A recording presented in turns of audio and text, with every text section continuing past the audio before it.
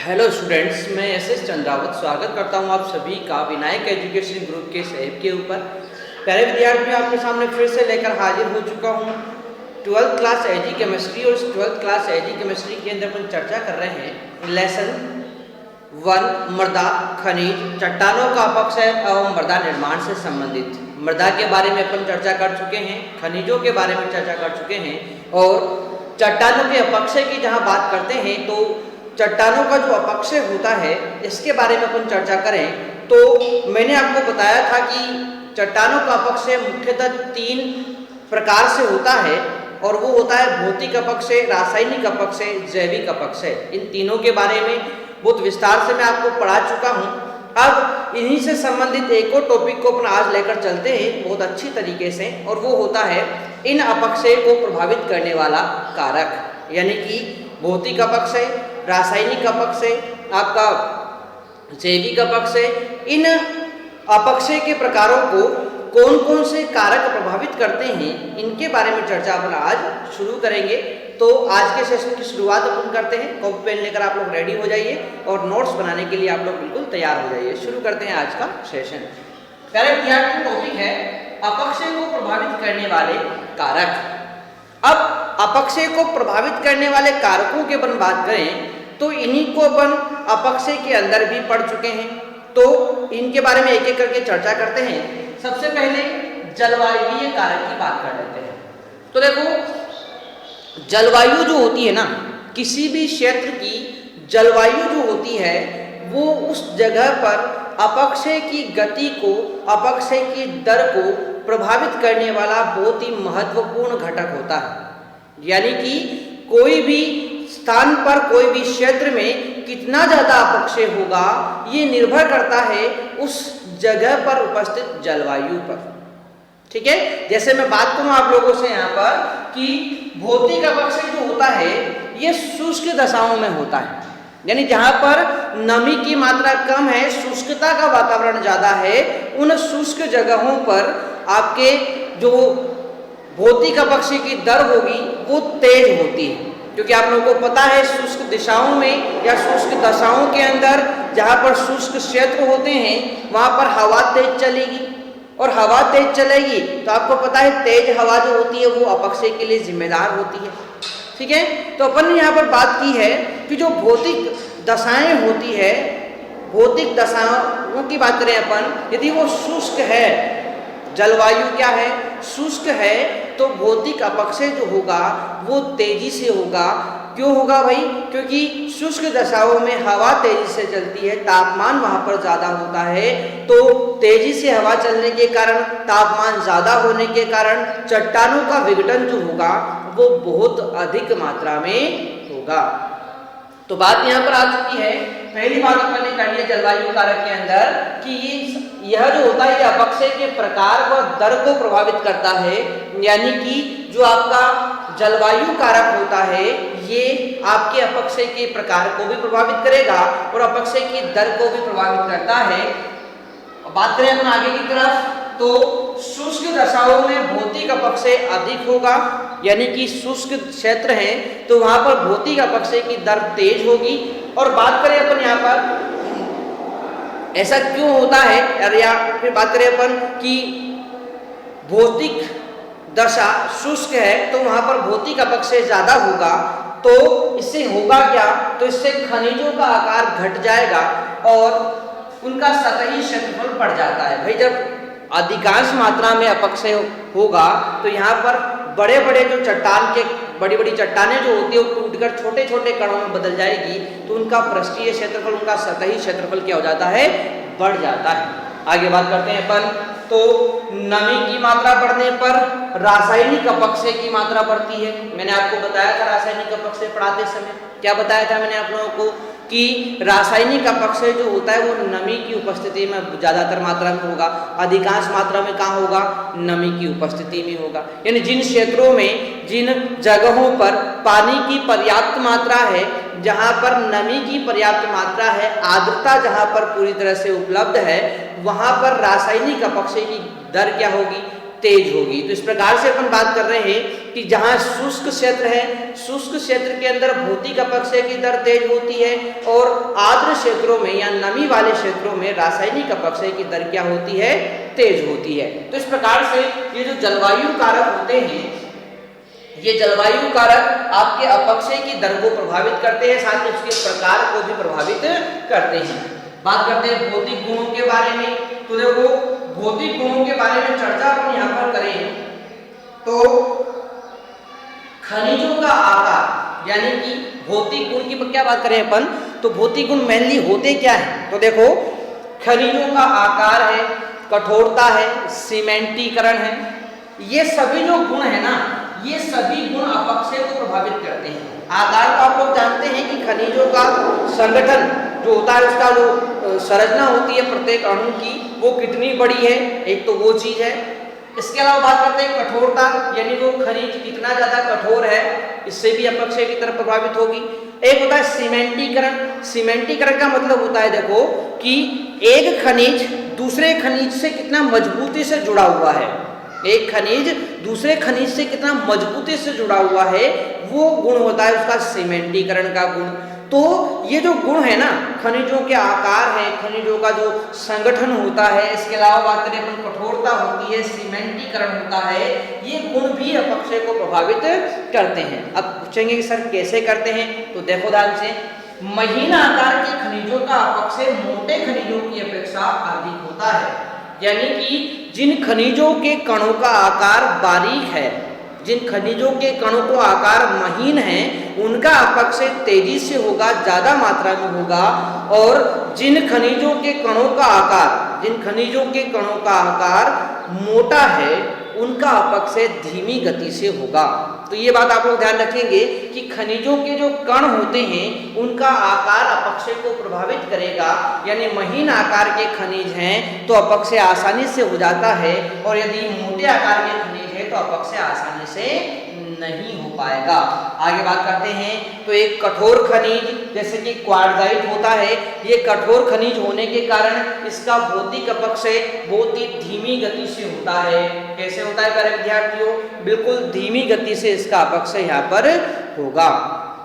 तो इस प्रकार से जो भौतिक गुण होता है किसी भी खनिज का, जैसे कठोरता मैंने आपको बता दिया है, आकार मैंने आप लोगों को बता दिया है, सीमेंटीकरण मैंने आपको बता दिया है, तो ये भौतिक गुण भी अपक्षय को प्रभावित करते हैं। आगे बात करते हैं, देखो आकार में तो प्रभावित कर दिया है कि महीन आकार के खनिज है तो अपक्षय तेजी से होगा, मोटे आकार के खनिज है तो अपक्षय धीमी गति से होगा। इसके अलावा कठोर खनिज है तो भी भौतिक अपक्षय की गति क्या होगी, मंद होगी। ठीक है, और आगे बात करते हैं अपन तो रासायनिक अपक्षय भी कम क्षेत्रफल के कारण धीमे होता है, यानी कि यदि कठोर खनिज है ना, तो देखो कठोर खनिज होने के कारण जो उनके कण है ना बिल्कुल नजदीक होंगे, और बिल्कुल नजदीक होंगे, बहुत मजबूती से एक दूसरे से जुड़े हुए हैं, तो उसका सतही क्षेत्रफल क्या हो जाएगा, कम हो जाएगा। और जब सतही क्षेत्रफल कम होता है ना तो रासायनिक अपक्षय भी क्या हो जाता है, कम होने लग जाता है, रासायनिक अपक्षय धीमी गति से होने लग जाता है। ठीक है, तो इस प्रकार से किसी भी खनिज के जो भौतिक गुण होते हैं वो भी आपके जो अपक्षय की दर होती है उसको प्रभावित करते हैं। आशा करता हूँ आपको ये बात बिल्कुल समझ में आ गई होगी। अब बात करते हैं रासायनिक व संरचनात्मक गुण, मतलब उस खनिज की संरचना कैसी है, उसके रासायनिक गुण कैसे हैं, ये भी आपके अपक्षय को प्रभावित करते हैं। जैसे बात करूं मैं तो खनिजों के अपक्षय की दर उनके आकार, रासायनिक व क्रिस्टलाभ गुणों पर निर्भर करते हैं, यानी कि उन खनिजों के अंदर क्रिस्टलाभ प्रवृत्ति कितनी है, क्रिस्टल बनाने की प्रवृत्ति कितनी है, इसके अलावा उसके रासायनिक गुण कैसे हैं, उनका आकार कैसा है, ये जो प्रकृति होती है, ये जो गुण होते हैं किसी भी खनिज के ऊपर, ये भी अपक्षय की दर को प्रभावित करते हैं। कठोर व क्रिस्टलाभ खनिज धीरे धीरे अपक्षयित होते हैं, यानी कि जो खनिज कठोर होते हैं, जो खनिज क्रिस्टलाभ यानी क्रिस्टलीय प्रवृत्ति के होते हैं, जिनके अंदर क्रिस्टल पाए जाते हैं, वो खनिज क्या होंगे, वो खनिज आपके धीरे धीरे अपक्षयित होते हैं। तो इस प्रकार से भौतिक अपक्षय को प्रभावित करने वाले, रासायनिक अपक्षय को प्रभावित करने वाले और जैविक अपक्षय को प्रभावित करने वाले मुख्यतः 3 कारक यहाँ पर मैंने आपको बता दिए। ये 3 ही कारक आपको याद रखना है। पहला जलवायु कारक होता है, दूसरा भौतिक कारक होता है, तीसरा रासायनिक व संरचनात्मक गुण होते हैं। ठीक है ना। तो मैंने आपको यहाँ पर विस्तार से इस बात को बता दिया है।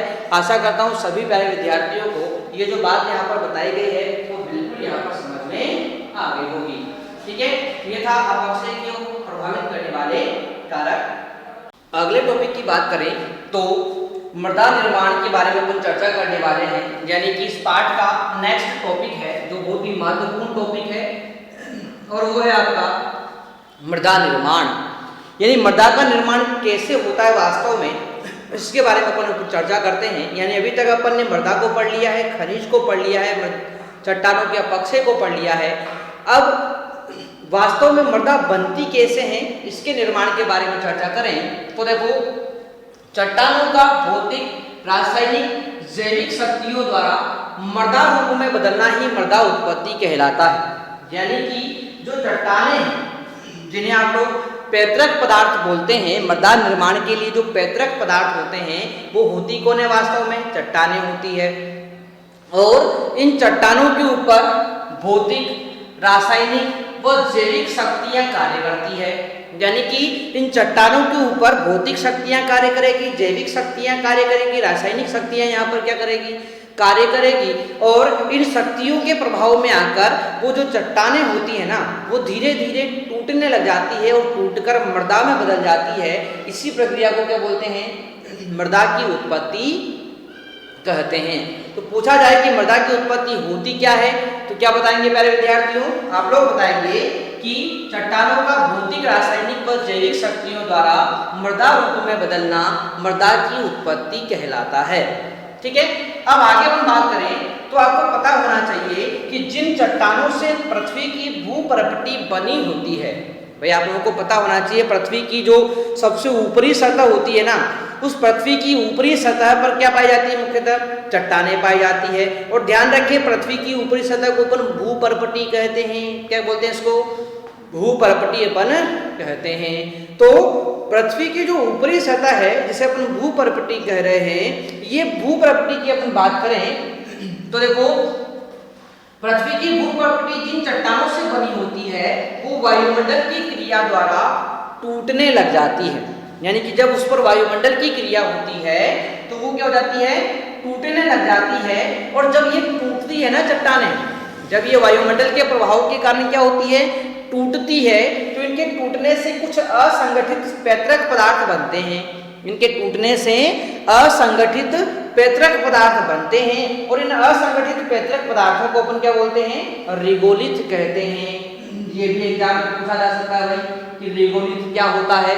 तो ध्यान रखेंगे कि जिन चट्टानों से पृथ्वी की भूपरपटी बनी हुई है, उस भूपरपटी की हम बात करें तो उन चट्टानों के वायुमंडल के प्रभाव के कारण जब वो टूटती है, यानी पृथ्वी की भूपरपटी जिन चट्टानों से बनी हुई है वो चट्टानें वायुमंडल के प्रभाव के कारण जब टूटती है तो इनके टूटने से कुछ असंगठित पैतृक पदार्थ बन जाते हैं और उन असंगठित पैतृक पदार्थों को अपन क्या बोलते हैं, रिगोलिथ कहते हैं। आप ध्यान रखें कि इस रिगोलिथ के नीचे कौन होती है, ठोस चट्टानें होती है जो लगातार वायुमंडल के प्रभाव के कारण टूट टूट कर रिगोलिथ का निर्माण करती रहती है। अब परिवहन शक्तियों के अभाव में इस रिगोलिथ की मोटाई बढ़ती जाती है। परिवहन शक्तियों की बात करें अपन तो इसका मतलब क्या हुआ, परिवहन शक्तियों का मतलब होता है ऐसी शक्तियां जो इस रिगोलिथ को उस जो चट्टान है, मूल चट्टान, वहां से उसको हटाने का काम करें। भाई आपको पता होना चाहिए चट्टान के ऊपर क्या हो रहा है, धीरे धीरे उसके टूटने से रिगोलिथ बनता जा रहा है। अब यदि परिवहन शक्तियां वहां पर नहीं होगी, यानी कि ऐसी शक्तियां जो उस चट्टान के ऊपर उपस्थित रिगोलिथ को हटाने का काम करने वाली शक्तियां वहां पर नहीं होगी, तो उस कंडीशन में रिगोलिथ लगातार वहां पर जमा होता जाएगा, यानी रिगोलिथ की मोटाई क्या होती जाएगी, बढ़ती जाएगी। तो देखो रिगोलिथ के नीचे ठोस चट्टानें पाई जाती है और परिवहन शक्तियों के अभाव में इस रिगोलिथ की मोटाई जो होती है वो बढ़ती जाती है। ठीक है, अब बात करें अपन परिवहन शक्तियों के बारे में, तो ये कौन कौन सी होती है, जैसे कि गुरुत्व बल होता है, बहता हुआ पानी होता है, आपका बहता हुआ बर्फ होता है, वायु होता है। ये सब क्या करते हैं, ये सब चट्टानों के टूटने से प्राप्त हुए पदार्थों को भूमि की सतह पर लगातार वितरित करते रहते हैं, लगातार उसको फैलाते रहते हैं, एक जगह से दूसरी जगह पर ले जाते रहते हैं। तो ये जो प्रक्रिया होती है ना कि चट्टानों के ऊपर बने जो असंगठित पैतृक पदार्थ जिन्हें अपन रिगोलिथ कह रहे हैं, इन रिगोलिथ पदार्थों को एक स्थान से दूसरे स्थान पर ले जाने के लिए या भूमि के विभिन्न क्षेत्रों तक वितरित करने का जो कार्य करती है उन्हें अपन परिवहन शक्तियां कहते हैं।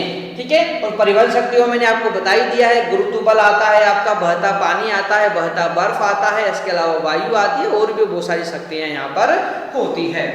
इस प्रकार क्या हुआ कि जब रिगोलिथ चट्टानों की सतह पर बन चुका था, उसको परिवहन शक्तियों ने विभिन्न क्षेत्रों में वितरित कर दिया है, फैला दिया है, तो फिर इस प्रकार से धीरे धीरे ये जो परिवहन शक्तियां होती है इन्हीं के प्रभाव में मृदा का निर्माण प्रक्रिया लगातार चलती रहती है। ठीक है ना, तो इस प्रकार से यहाँ पर मृदा का निर्माण होता है। अब मृदा का निर्माण की हम बात करें तो मुख्यतः इसमें दो प्रक्रम भाग लेते हैं। कितने प्रक्रम होते हैं मृदा के निर्माण में, यानी मृदा के निर्माण के लिए मुख्यतः जो प्रक्रम जिम्मेदार होते हैं उनमें दो प्रक्रम होते हैं। पहला प्रक्रम होता है अपक्षय और दूसरा होता है प्रोफाइल का विकास। अपक्षय को तो मैं आपको समझा ही चुका हूं कि भाई विभिन्न प्रकार से जो जलवायु कारक होते हैं, आपके मृदा के भौतिक गुण होते हैं, इसके अलावा संरचनात्मक गुण होते हैं, रासायनिक गुण होते हैं, ये सब गुण क्या करते हैं, इन सभी गुणों के प्रभाव में आकर जो चट्टानें होती है वो धीरे धीरे क्या हो जाती है, टूटने लग जाती है और इस प्रक्रिया को अपन अपक्षय कहते हैं। चट्टानों के टूटने से रिगोलिथ बनता है, रिगोलिथ को परिवहन शक्तियां क्या करेगी, विभिन्न क्षेत्रों में वितरित कर देगी, तो उससे क्या हो जाएगा, मृदा का निर्माण हो जाएगा। ये होता है कौन, अपक्षय की प्रक्रिया। प्रोफाइल के विकास की बात करें तो ये भी अपन पढ़ चुके हैं। मैंने आपको बताया था कि जब नदियां बहती है तो नदियां क्या करती है, अपने बहते हुए जल के साथ, यानी बहता हुआ जल नदियों का जो होता है, ये बहता हुआ जल क्या करता है, अपने साथ जो भी चट्टानों के टूटे हुए भाग होते हैं, चट्टानों के छोटे छोटे टुकड़े होते हैं या रिगोलिथ के जो कण होते हैं, उनको बहाकर क्या करते हैं, बहाकर आगे की तरफ ले जाते हैं अपने बहाव के साथ। अब देखो, जहां पर इस पानी का बहाव कम होता है वहां पर जाकर जो भी नदी के जल के साथ जो रिगोलिथ के कण होते हैं, जो चट्टानों के अपक्षय से बने हुए जो कण होते हैं, वो लगातार एक जगह पर एकत्रित होते रहते हैं और इस प्रकार से एक के ऊपर एक परतों का निर्माण वहां पर होता जाता है और इन प्रकार की परतों के निर्माण से ही यहाँ पर क्या हो जाता है, प्रोफाइल का विकास हो जाता है। तो इस प्रकार से अपन ने यहाँ पर बात कर ली प्यारे विद्यार्थियों कि मृदा के निर्माण के बारे में बात करें तो मृदा का निर्माण मुख्यतः किससे होता है, चट्टानों से होता है। चट्टानें ही पैतृक पदार्थ होती है, इनके ऊपर भौतिक शक्तियाँ, रासायनिक शक्तियाँ, जैविक शक्तियाँ जब इनके ऊपर क्रिया करती है तो इन भौतिक, रासायनिक व जैविक शक्तियों की क्रिया के परिणाम स्वरूप यहाँ पर चट्टानें धीरे धीरे टूटती जाती है और इनके टूटने से धीरे धीरे मृदा बनती है। इसी प्रक्रिया को मृदा उत्पत्ति कहते हैं। तो आशा करता हूँ आपको ये बात बिल्कुल यहाँ पर समझ में आ गई होगी। साथ के साथ आप लोग इस चीज़ को यहाँ पर बिल्कुल नोट करते रहेंगे। तो ये था मेरा विद्यार्थियों मृदा निर्माण के बारे में एक सामान्य सी बात, और भी बहुत सारी विशेषताएं इसके बारे में अपन को पढ़नी है, किस प्रकार से मृदा का निर्माण होता है, इन सभी के बारे में बहुत विस्तार से अपन चर्चा यहाँ पर करने वाले हैं। तो आप लोग नेक्स्ट सेशन में आना ना भूलिएगा। मिलते हैं नेक्स्ट में, तब तक के लिए take care, bye. Download app in Play Store. Vinayak Education Group. Online course and classes. RBSE 12th. Chemistry. Physics. Biology. Hindi and English. RBSE 10th. Science. Maths. Social Science. Sanskrit. Hindi and English. Vinayak Education Group. This app is perfect for you. All RBSE classes. In this app. Every day. Online classes of video lectures and weekly test. Challenge. Thanks for watching and download.